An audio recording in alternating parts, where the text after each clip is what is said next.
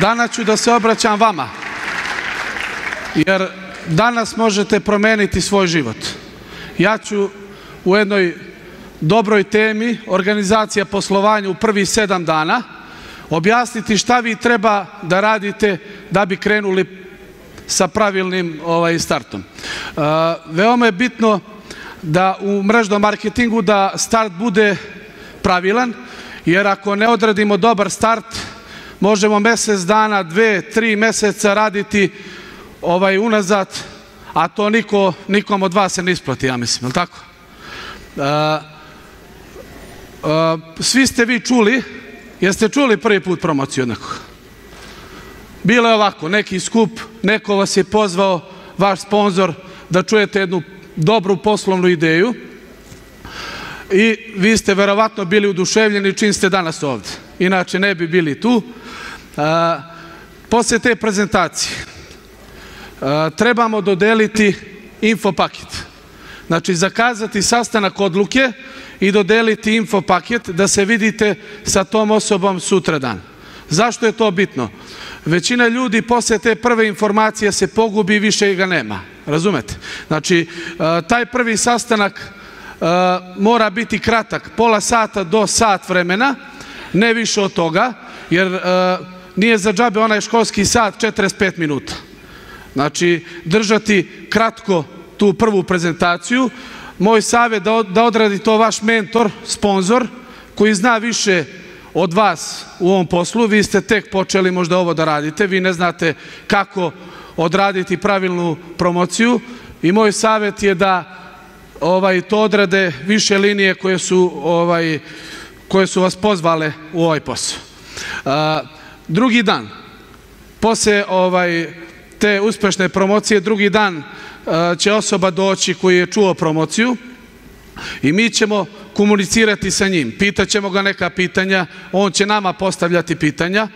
Veoma je bitno da slušamo čoveka koji pita. Zašto? Pa, moramo slušati da bi odgovorili. Razumete? Nemojmo samo mi pričati, razvezati jezik, većina to ljudi uradi, onda se razočara i nema ga više. Znači, slušamo ga šta on ima da kaže, on će da se žali možda na finansijsku situaciju, na krizu, na ovo, na ono. Mi ćemo ga lepo slušati i rećemo mu, imam za tebe jedan dobar odgovor, ova firma, čuo si prvu informaciju, izuzetno stabilna, malo ćete s njim porazgovarati, cilj je da on dobije taj ugovor i da potpiše njegove podatke, dole ste vi kao sponzor. Šta je još bitno na tom drugom razgovoru? Znači, ovo je drugi dan. Bitno je da dogovorimo paket kako će on da se uključi. Moj savjet je da bude touch paket. Ima više razloga zašto touch paket. Zato što s tim paketom odmah ulazi u poziciju asistenta supervizora. I, znate ono, beba gleda, beba kopira. Ako je on to uradio, kopiraju njegovi saradnici koji će kasnije ovo krenuti. Moraš biti oduševljen da bi odradio taj touch paket. Mora biti dobra energija na drugom razgovoru, jer on neće potrošiti 400-500 evra tek tako, da znate. Ako neće, ako nije finansijski dobar da uzme taj touch paket, idemo na Vital 5, on je 1 bod, pa idemo na Clean 9, ako je malo puni ili mu treba neko čišćenje, a to on svakom treba, onda idemo Clean 9, Cvet mladosti, ima tu dobrih paketa. Na kraju, ako ne možete da ga dobijete ni s jednim paketom, idite na ovaj minimalni. Znači, idemo na taj zadnji minimalni paket. Ne može prvo, većina nas proba sa minimalnim paketom. I onda kad pomeneš 500 evra, 400 evra, on neće. Jel se dešavalo to? Jest. To se svima nama dešavalo. Znači, moramo prvo krenuti od tog velikog paketa pa ići niže i niže. Poslije mu nije skupo 55 plus PDV, kad smo krenuli sa tako velikim paketom. Treći dan moramo dogovoriti strategiju i cilj koje su mu potrebni da bi napredao u ovom poslu. Znači, on prvo mora kupiti rukovnik, koje tako mala stvar je tako bitna u ovom poslu. Verujte mi, rukovnik je veoma dobar u ovom poslu, naročito kad ste vi novi, onda dovodite nove saradnike, a on gleda sve što ti radiš. Znači, na prvoj strani ide dogovaranje cilja. Znači, taj cilj mora biti na početak kratkoročan. Ne možemo odmah raditi neke dugoročne ciljeve, razumete? Zato što on je tek krenuo, nije siguran da to je za njega dobro. Ne možeš ti odmah praviti na godišnjem nivou s njim neke velike srednjoročne ili dugoročne ciljeve. Idi na mesečne, dvomesečne ciljeve i ispisivanje liste. Većina nas, ajde da vidim ruke ko je odradio listu u prvih 7 dana kad je počeo da radi. Pa vrlo malo, možda nema ni pola. Većina nas pogreši baš u toj bitnoj stvari. Lista je zakon za ovaj posao. Bilo to lista kupaca ili lista budućih saradnika. Listu delimo na 3 dela. Prvo je ona topla lista. To je lista najbližih oko vas. To su komšije, rođaci, prijatelji, kolege sa posla s kim se viđate svaki dan, čujete se telefonski. Topla lista je probna lista. Ja je zovem probna lista. Vežbajte na toploj listi. Neće vam se komšije, prijatelji naljutiti ako pogrešiš u pozivu, razumete? Znači, prvo vežbaj na tim najbližim ljudima. Ta topla lista, ja lično nemam trenutno ni jednog saradnika iz tople liste. Jel ima neko? Vrlo retko. Ali, probaj. Moj savjet je da probaš, ali nemoj se razočarati ako oni ne krenu ovo da radi. Druga lista je mlaka lista. Tu su poznanici, dalji prijatelji, to su ljudi koji imate u telefonu, ne čujete se s njima svaki dan, to su neki školski prijatelji sa kim se niste vidjeli 3-4 godine, 2 godine, ali imajte i u telefonu. Ti ljudi su jako dobri za ovaj posao. Daću vam jedan primjer što. Zato što ti ljudi ne znaju šta radiš. Nećete mnogo pitati o čemu se radi, šta si to krenuo. Topla lista prijatelji hoćete pitati. Juče ste se vidjeli, sad naglo neke promjene, ti si krenuo neki biznis, razumete? Zato je mlaka lista jako dobra i ja sam iz mlake liste dosta kontakata u radiju uključio. Imamo i treću hladnu listu, ali nemojte odmah krenuti sa hladnom listom. To su ljudi koje ne znate, to su ljudi nepoznati za vas. Njih srećete po marketu, pošti, banci, gdje god da se krećete, vidite nepoznate ljude. Jesam u pravu? Oni su potencijalni za ovaj posao. Oni su super za ovaj posao. Oni ne znaju ništa o tebi. Ali bitno je na toj hladnoj listi da si poslovno obučen. Ako si u trenerci, u marketu, nemoj ni da ga pitaš da uzmeš broj telefona. Moraš biti poslovan da bi dobio kontakt iz ove hladne liste. Da vremenom preraste to u toplu listu. Kad smo sve to lepo odradili, ide poziv. 90% novih polaznika padne na ovom koraku. 90% ljudi odustane prvih 7 do 10 dana baš zbog ovog koraka. Zašto? Ne znamo dobro pozvati ljude. To je glavni problem. Mi se opustimo s našim prijateljima i kažemo im joj dođi na Aloju, to je sve super. On kaže kaka Aloja, to je prodaja od kuće do kuće, ja to neću da radim. Ili na primjer to radila moja komšinica pre 10 godina, nije uspelo i onda ćete odmah imati odbijanja. Da ne bi došlo do odbijanja, moraš znati kako pravilno da pozivaš ljude. Ja ću ti reći 3-4 bitne stavke kako poziv glasi. U pozivu moraš biti entuzijastičan. Znači poziv mora da bude energičan. Ne može da bude mrtav. Mora da se osjeća iz glasa da ima nešto dobro za njega. Jel osjećaju prijatelji kad te boli stomak, kad te boli glava, kad priča sa njim da ti nije dobro? Jel osjećaju? I osjećaju dobar poziv. Znači ako želiš, ako ti nije dobro ovih dana, nemoj zvati ljude. Zovi ljude kad ti je dobro, kad si nasmejan i pozitivan. Poziv mora biti od 30 do 45 sekundi. Ne preko toga. Većina ljudi voli da mnogo priča na telefonu, objasni mu sve i kako funkcioniše ovaj posao i onda se čudiš toga, joj nema ga, pa nema ga. Ti si mu sve objasnio već. Poziv kratak, entuzijastičan, u žurbi si. U žurbi si. Moram do banke, vidimo se večeras u 7, jel okej? Okej, čao, čao. Ne objašnjavati da je biznis Aloja. Možda ću neke povrediti ovdje danas, možda i neću. Ali, verujte mi, kad sam god zvao na Aloju, dobio sam kontraodgovor. Ne zato što Aloja nije dobra, Aloja je dobra, to svi znamo, ali svi misle da je posao prodaje.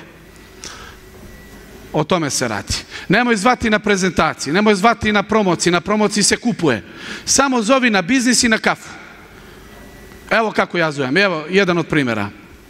Dobar dan, kako si prijatelju, nismo se vidjeli godinu dana, šta radiš, šta ima novo kod tebe? On kaže neki 5 sekundi, 10, kažem slučajno sam se tebi setio, ali sam u žurbi, moram nešto do banke. Jesi slobodan večeras u 7 da se vidimo, imam jednu dobru ideju za tebe, ali ne mogu preko telefona objašnjavati. Jel okej u 7 sati tu i tu? Kaže okej, ajde da se vidimo, popijemo kaficu. Razumete? Taj poziv od 10 ljudi 9 dolazi. Samo da bude bez objašnjenja. To je veoma bitno. Nemojte grešiti na početku. Meni se desilo da 75 prvi ljudi koji sam imao na listi sam izgubio. Oduševljeno sam čuo biznis plan i ja sam otišao da se pohvalim kako imam biznis od 1.500–2 evra. Jedan prijatelj rekao, ajde bre, gde može 2.000 evra u Srbiji da se zarađuje, ti nisi normalan. Ovaj drugi je rekao, ja ti brate nisam čovek prodavac. To je kao ovo Avon Oriflame, oni mešaju sa tim. Razumete? Zato mora biti poziv bez objašnjenja. Flaster na usta, kaži dovoljno koliko treba, ništa više. I onda četvrti dan. Četvrti dan trebamo pomoći saradniku da pozove ljude. On ne zna kako treba. Sedite pored njega i pozovite tu listu od 50 do 200 ljudi, pozovete mu prvo komšije u njegovoj kući. Zašto prvo komšije? Zato što komšije će se naljutiti. Događa se nešto u komšiluku, njih nisi prvo pozvao. Razumiješ? Zato prvo komšije zvati. Prvo komšije, zovi sve komšije, zovi 20-30, doće 10 komšija i otprilike će biti jedna uspešna promocija. Kako se radi promocija? Promocija mora biti, morate biti u odelu, kući. Možda zvuči neverovatno, ali morate kući biti u odelu. Da bi ljudi to shvatili ozbiljno. Ako si u istom, u trenerci, u pidžami ili ne znam kako se viđe sa prijateljima, oni neće to shvatiti ozbiljno. Moraš dočekati sponzora ili mentora ispred kuće. Ako si ga pozvao u 7 sati, sačekaj ga u 10 do 7 ispred. Unesi mu torbu, proizvode, šta god ima, unosi mu gore. Nemoj da doživiš da on to nosi. Zašto? Pa vidjet će ga komšije kako on tezgari, nosi sve ono, razumete me? Ponesite vi, budite džentlmeni, ponesite i u dnevnoj sobi ga smestite na najbolje mesto. Na najbolje mesto, kuma pozadi. Kum ti neće pomoći u ovom poslu, pomoći ti mentor. Jel me razumeš? Zato kuma pozadi, sponzora, mentora na najbolje moguće mesto. I najavi ga kao prijatelja, najavi ga i srca ga je najavi. Ako ga mehanički odradiš, najaviš, oni neće dovoljno, meni se dešava, na primjer, kad me neko mehanički najavi, na primjer, evo tu Irfan, on će vam to objasniti. Nije to dovoljno. Znate kako me gledaju ti ljudi? Prvi put i vidim u životu. Gledaju me kao nekog neprijatelja. Ja sam došao sad banu u neku kuću, niko me nije edificirao, ne znaju ništa o meni i gledaju meni kao strano telo, kao nepoznato lice. Znači, morate najaviti mentora iz srca. Ljudi, upoznao sam čoveka, nemoj da lažeš, upoznao sam ga pre 5 dana. Toliko sam ga zavoleo da to nije normalno. On je tu da mi pomogne. On je čovjek porodičan, završio je to i to radi. Samo iz srca reci šta imaš. I imat ćeš promet, imat ćeš uključenja. Ako odradiš mehanički, neće biti ni promet, ni uključenja, jer mnogi ljudi iz neke hira ili ljubomore neće da najave mentora kako treba. Što on bolje, možda ja bolje znam.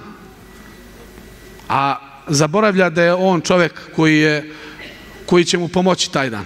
Ne može on sam sebi pomoći, ne veruju mu ti ljudi. 5. dan odraditi sa rođacima kućnu promociju. Znači, idemo jedan brzi tempo. Brzi tempo, prvi 7 dana kako treba raditi. Rođaci.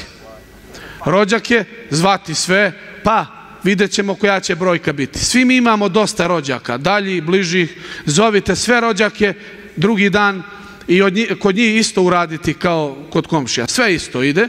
6. dan sa prijateljima. To su oni prijatelji koji se viđaju s tobom svaki dan, s kim piješ kafu i ostalo. To je znači bilo prvih 6 dana. Šta dobijete sa ovih prvih 6 dana? Dobijate zatvaranje pozicije asistent supervizora ako nisi zatvorio sa touch paketom. Evo, ko nema za touch paket, evo ti za prvih 6 dana kako ćeš biti asistent supervizor. Ja ti garantujem životom da ćeš ti preko ove kućne promocije 30 ljudi ako imaš, po 10 ljudi svaki dan, da ćeš zatvoriti od tog prometa kad neko neće da radi, on će poručiti kod tebe i onda ćeš brzo to uraditi. Šta dobiješ dalje? Dobiješ popust u odnosu na krajnju cenu proizvoda. Znači, od tog momenta imaš popust do kraja života. I to je bitno da novi član odmah dobije popust da počne da zarađuje. Jer on kad zarađuje, on ostaje u poslu. Ako ne zarađuje, nema ga više. I treća stvar, minimum 3 do 5 poslovnih saradnika dobijate na tim kućnim promocijama. Na 3. Od 30 ljudi sigurno 3 do 5 kreće i biznis da radi. Zar se ne isplati ovo da odradimo? Jel se isplati?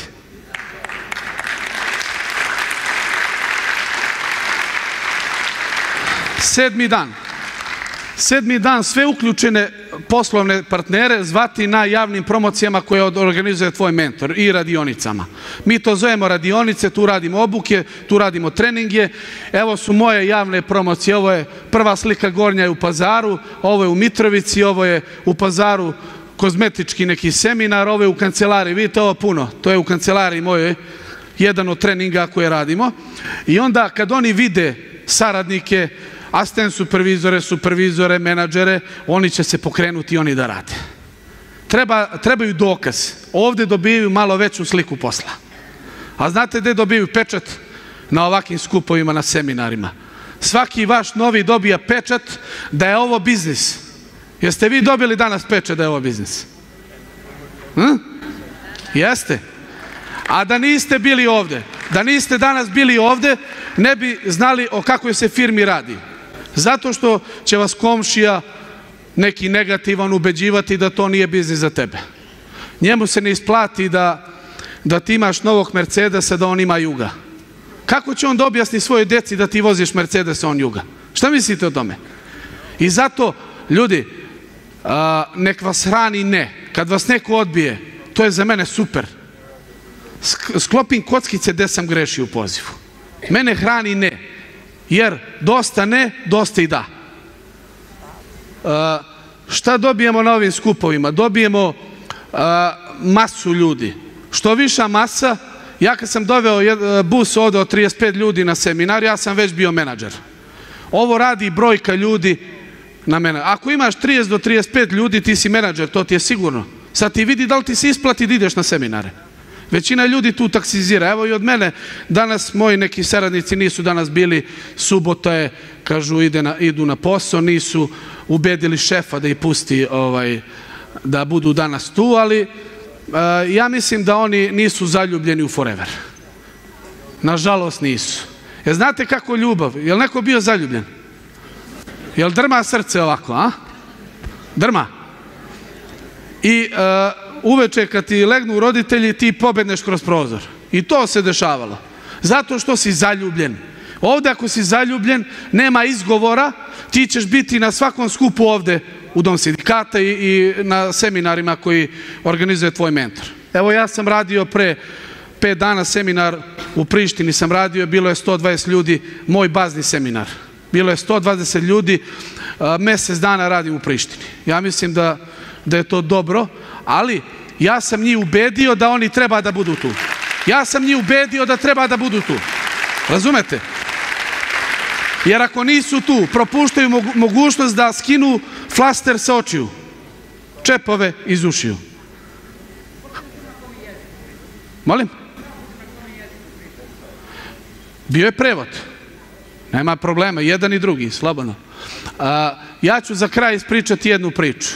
Našao je čovek, pošto mi je ograničeno vreme, evo već ističe, našao je čovek jaje i mislio da je jaje od kokoške. Stavio ga je pod kokošku i nakon nekog vremena jaje se izleglo.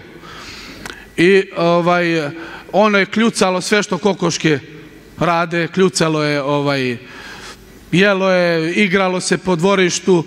Nakon nekog vremena on je ostaro, bio je orao, on je ostaro i onda je vidio jednu pticu kako visoko leti. I on je pitao kokoške, šta je ovo veliko što leti? Kako je lepo, veliko je, ima svu slobodu ovog sveta. Pa kaže, to je orao, on je kralj ptica. Mi smo samo kokoške, kljucamo po površini. Šta je poenta priče? Ti odluči danas da li ćeš da budeš kokoška ili orao. Jel okej? Da li ćeš da kljucaš 100, 200, 300 evra mesečno ili ćeš da kljucaš 1.500 i više evra? To samo isključivo od tebe zavisi. Ja imam svoje ciljeve, ti ima svoje ciljeve. Da li su to oni mali ili veliki, isključivo zavisi od tebe.